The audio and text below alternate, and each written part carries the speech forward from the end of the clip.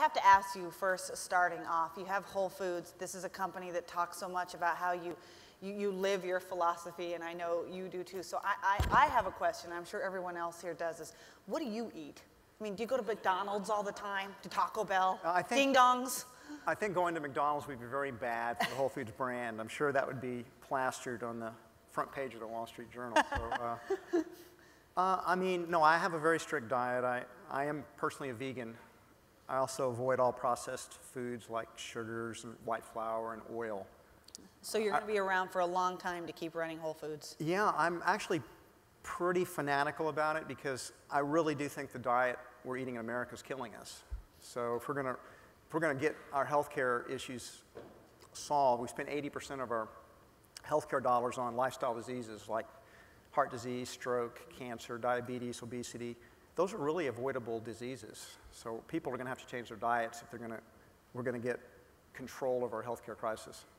Well, let's talk a little, you are at the heart of this conference, this question of how do you make money in the world of being green?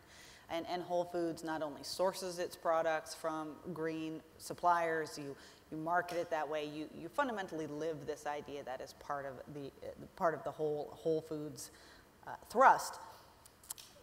Nonetheless, it has to be very difficult. We were just talking about this. Americans have so many choices when it comes to food. And so you have to be able to convince them that these products that you're selling are worth the extra price because they do cost more.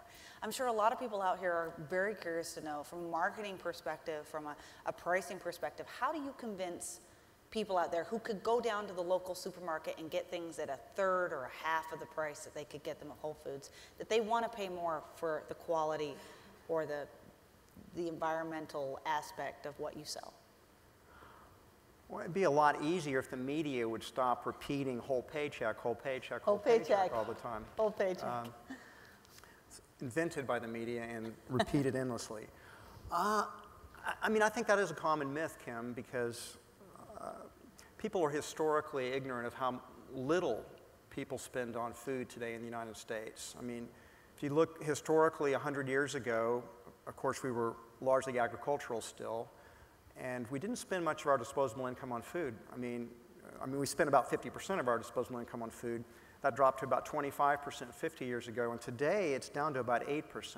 So people have the money in America to spend more money on food. It's about their priorities. It's about the choices they want to make. So we don't spend a lot of time trying to convince people to spend more money. We're just trying to sell really high-quality food, and there's a significant portion of the population that doesn't want to keep eating crummy food, so they're willing to pay up a little bit for it.